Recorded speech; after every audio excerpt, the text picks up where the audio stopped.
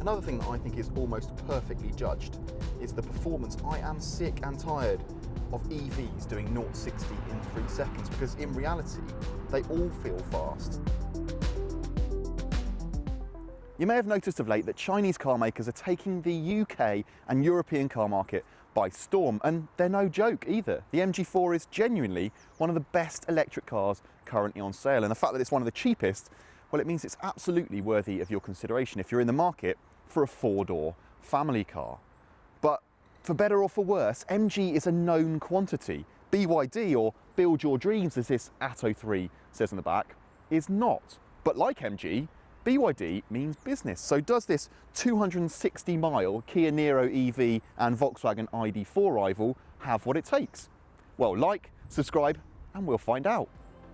You'd be forgiven for not giving the Atto 3 a second glance if you saw one pass you in the street. It's hardly the most visually arresting car to launch in 2023, but for many, that'll do just fine. Blending into the background is exactly what some people want to do. Why else was grey the best-selling car colour of 2022 and the year before that? And actually, the year before that too. Yeah, look, inoffensive from pretty much every angle. It's quite European, if anything. No, it's inside where they've really gone to town. Oof, there is an awful lot going on in here, and it all starts with this central display, which at the flick of a button either here on the steering wheel or on the screen itself rotates 90 degrees from landscape to portrait. It's a party trick for sure, but I'm just not sure how often you'll use it. You'll press it a few times to impress your passengers or your children, and then you'll just leave it in the landscape orientation. To be honest, when it's like this in the portrait layout, it just doesn't work for me. You need so much real estate in order for it to rotate that when it's upright, it just feels a little bit too far away. There's too much space either side.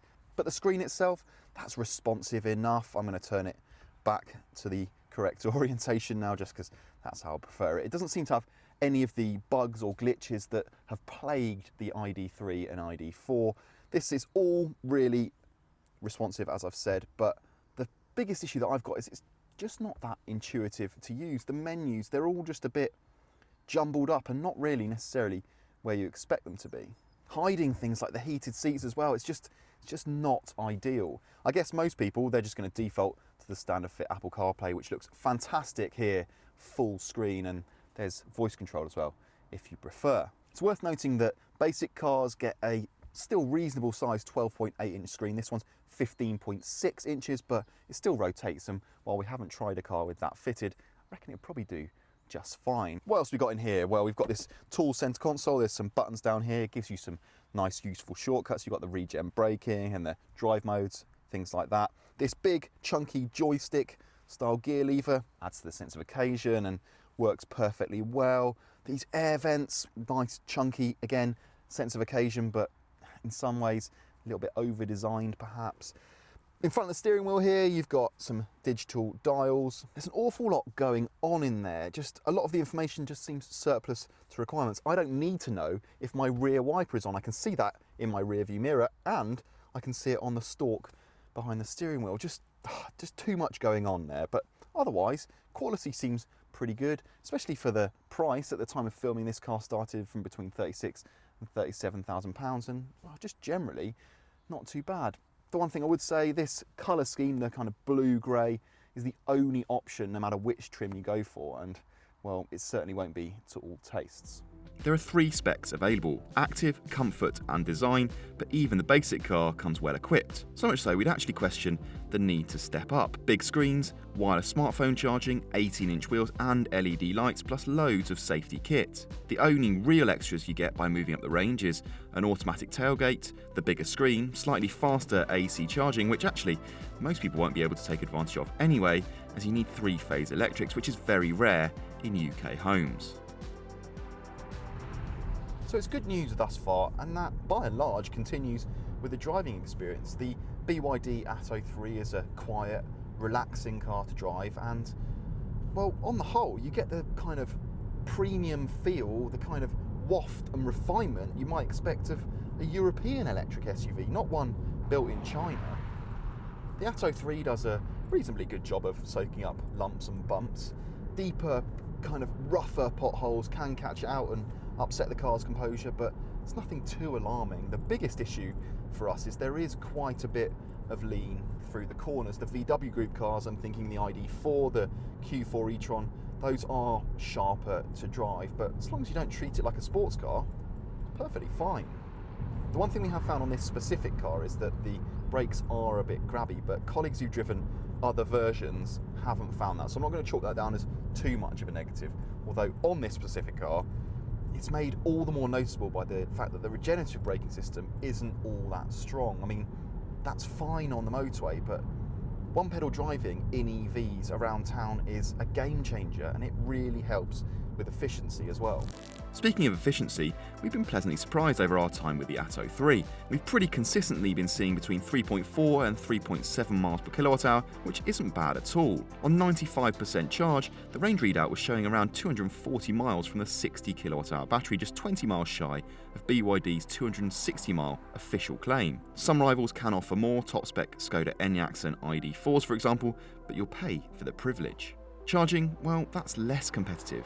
An 88 kilowatt maximum speed means it can't keep pace with those VW Group cars that we keep mentioning, though it is on par with the Kia Niro EV. It means a 30 to 80% charge in 29 minutes, but BYD doesn't offer numbers for the more common 10 to 80% charge. We reckon you can add at least 10 minutes for that extra 20%. Another thing that I think is almost perfectly judged is the performance. I am sick and tired of EVs doing 0-60 in 3 seconds, because in reality, they all feel fast. That's just the nature of an electric powertrain. You get that instant torque, so even something like this feels pretty quick. 200 odd horsepower, or 201 in the Atto 3's case, seems just right. 0-62 miles an hour takes a perfectly adequate 7.3 seconds, and even in eco mode, it picks up just fine. In fact, that's the mode that I've been defaulting to, because well, it just takes that initial sensitivity off the accelerator. In normal, it can be a little bit jerky. If you're still not sure about taking the plunge on an unknown Chinese manufacturer, then it might be worth our while to say that BYD is anything but an unknown in its home market. In 2022, BYD built and sold 1.8 million cars. You don't do numbers like that without serious R&D and, well, you'd hope, decent reliability. I guess, for UK buyers at least, only time will tell. Back here, if you can once again forgive the blue leather, then there's a reasonable amount of space. I've got enough knee room, I'm just over 6 foot tall. Headroom's at a slight premium. Every car gets a panoramic roof and my head is just about brushing on this side, but average size adults, well, they'll be absolutely fine. One complaint I do have is that because the battery is under the floor, and this is despite the fact that BYD has this blade battery technology which makes it as thin as is possible, I do sit with my thighs just slightly raised from the seat bases, so I'm not sure how comfortable that'll be over a longer journey. But in terms of other kind of features or carrying little bits and bobs, there are some nets here on the back. You can put bigger things in that pocket as well. There's a couple of USB slots, and you've got your own vents as well for the air conditioning. But remember some of those quirks in the front, which actually there's a few bits I didn't talk about. Here you get the same top mounted door handles. I'm not sure about those, and actually there's the same as in the front as in the back. There's a little guitar strings instead of door bins on the door. Quirky, I'm not sure how useful they are. Now, as I mentioned earlier, that electric tailgate is one of the few extras that you get by going for the top spec car. It's a nice to have, but it's hardly a necessity, is it? Take this out and you've got 440 litres to play with. That's a little bit up on hatchback rivals, but slightly shy of things like the Niro or the ID4. One thing to mention though is that you do have to store the cables in the boot here. There's a little bit of space under there. You might be able to squeeze one in if you really tried, but otherwise they're going to be in there with your luggage, with your shopping. Fold the seats down, you get just over 1,300 litres, so not too bad overall. Right then, how about we sum things up with some deal makers and deal breakers? It can't match the rock bottom list prices of the latest MGs, but the BYD feels better built than a ZS EV. The kit list is strong and the tech is a certain step up. It even gets a 5-star Euro NCAP rating. Granted, the Atto 3's revolving touchscreen is perhaps a bit of a novelty, but mainstream manufacturers could learn a thing or two about the responsiveness and the load times of this system. We just wish the layout was a little bit more intuitive. We've long sung the praises of a bespoke electric platform, and the space inside the Atto 3 shows the benefit that one can bring. It's a great family car. It's not without its faults though. Actually, fault is a bit strong. There's little wrong with the driving experience, but rivals manage to be comfortable whilst also retaining a degree of composure. The Atto 3 just feels a little bit too soft at times. Finally, it'd be remiss of us not to touch on BYD's dealer network, at least as it stands. There are some big groups waiting in the wings, but right now the offering is a little thin. Convenience is key, so if you've got a showroom in the vicinity, there's little reason not to pop your head around the door, especially given that each car gets a competitive 4-year warranty. So look, we've seen it with MG, and on this evidence, it looks like BYD could well replicate that success, especially with a raft of new models on the way.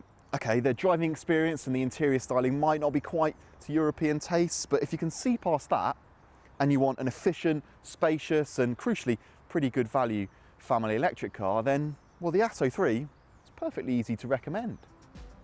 If you like this video or want to check out another great value EV, make sure you watch our review of the MG4 or our family cars playlist. Thanks for watching.